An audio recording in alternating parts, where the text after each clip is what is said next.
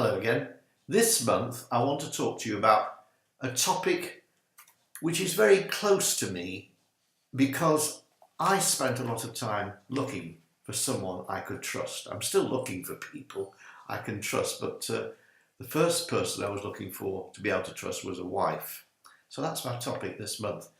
Like last month, I'm going to split it into two parts, and then it's not too long for you to listen, about 8 or 9 minutes. If I asked you a personal question, have you found it difficult in life to find people you can trust? What would you say? Probably, I think you'd say yes. It is hard to find a faithful friend. And Solomon wrote this in Proverbs 20 and verse 6. Many a man proclaims his own loving kindness and goodness, but a faithful man who can find? It's very difficult to find a faithful man or woman. For example, as I said, finding a true spouse was one of the quests of my life. I wanted a covenant wife. And I found such a wife in the south of France. And that was logistically difficult because I was living in the north of England and way down to the south of France. That was where Veronique was. Early in our courtship, I told her she was 1 in a million. And the Holy Spirit said to me, no, David, she's 1 in 10 million. So I did the maths.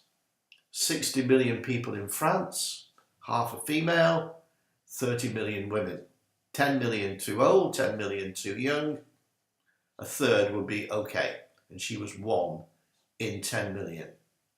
So here's my advice. If you marry someone who will be faithful to you. Marry your best friend. So not only are we looking for someone we can trust to spend long years of marriage with, but it's a true guideline for many other walks of life. In business, in the world of work, I know from small business owners who come round to the house and do little jobs, plumbers and electricians and so on. One of their biggest challenges is not to find customers, plenty of customers, it's finding staff, finding people they can trust to work with, be there on Monday morning, be there on time and do a good job. It's very difficult finding staff. It's also difficult in ministry to select people to work with who have integrity and will be faithful. This is one of the biggest challenges of running DHMI, to find administrators at distance in foreign countries, different countries, who will, whatever their task, work at it heartily as something done for the Lord and not for me, not for men. That's Colossians 3:23, the Amplified Bible. I've found a few, and a few are proving faithful, thank God. But it's difficult to find someone to trust. I trusted so many with money and gifts and teaching materials, computers and cameras and home improvements, and they've taken the gift and walked away. So I know from first-hand experience the frustration and disappointment of this in all aspects of human relationships. We live in a sense really about who's the next one who's going to betray us. Julius Caesar, the famous Roman emperor, was betrayed by his close friend Brutus. And in Shakespeare's play, Julius Caesar, having just been brutally stabbed, he was looking round and he saw his friend. And he said this in Latin, "Et tu, Brute? And are you with them as well, Brutus?" Caesar wasn't expecting his faithful friend to stab him. There is a natural common desire in all of us, in human nature, to find someone we can trust. So it shouldn't be a surprise to us that if we're like that, God's like that. He's looking for people to trust. We find in the Bible many recorded incidents of him looking for people he can trust. I'm going to give you some examples. There was a prophet called Hanani who was sent by the Lord to Asa, king of Judah. This is in 2 Chronicles 16. Asa was being threatened by his neighbours, Israel. So he decided to make a military pact with the Ethiopians and the Libyans to protect himself and his smaller country. Seems reasonable. But the prophet came from God and told the king, "The eyes of the Lord run to and fro throughout the whole earth to show himself strong on behalf of those whose hearts are fully committed to him." That's 2 Chronicles 16:19. God was not pleased. He was well able to save the small nation of Judah, but Asa was trusting foreign armies more than God. So the prophet warned him of his foolishness in looking elsewhere rather than to God. Obviously, Asa's heart was not trusting fully in God alone. Years earlier, Gideon, do you remember Gideon? The Jews were threatened by the Midianites, and Gideon raised an army of 32,000. It's a big army to fight the Midianites. But God said, "You are too many for me to give the Midianites into your hands, because Israel will boast and say, 'My own hand delivered me.'" Judges 7 verse 2.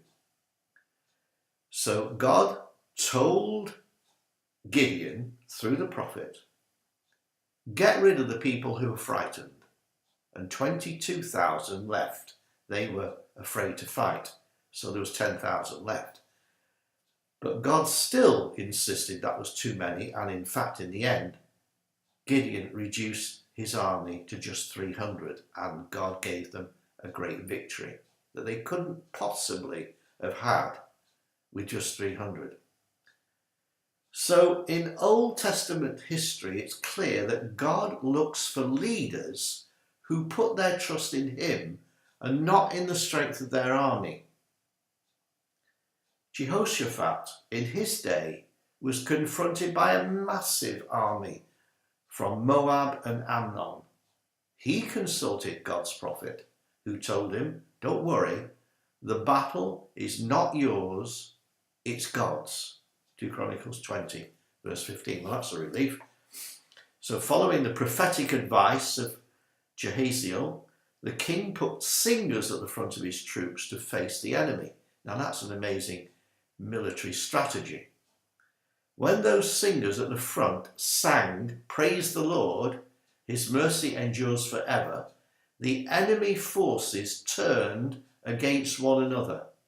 You can read this wonderful battle that was God's battle in 2 Chronicles 20. Just give you one more example, then I'll leave the rest till later on in the month, halfway through the month. Isaiah chapter 6. Isaiah had a cousin called Uzziah, who was the king of Judah, and he just died. Now the king's death caused a shift in the spiritual world, and a heavenly portal opened, and Isaiah saw God's throne and the angels around it. God was asking for someone, looking for someone to carry a special message to the mourning subjects of Uzziah, who just died. His eyes had been searching the nation, and he decided to trust Isaiah with the work. In Isaiah 6 and verse 8, "I heard the voice of the Lord saying, 'Whom shall I send? Whom will go for us?' And then I said, 'Here am I, send me.'" I'm going to pause there for a couple of weeks and do part 2 about the middle of June. And so meditate on what I've said today and look at the scriptures. There's a great message here. God is looking for someone to trust. Can we say, like Isaiah said in his day, Here am I, Lord. Send me. I'll go. Wherever you send me, I'll go. Okay, think about that. I'll see you in a couple of weeks. Bye-bye.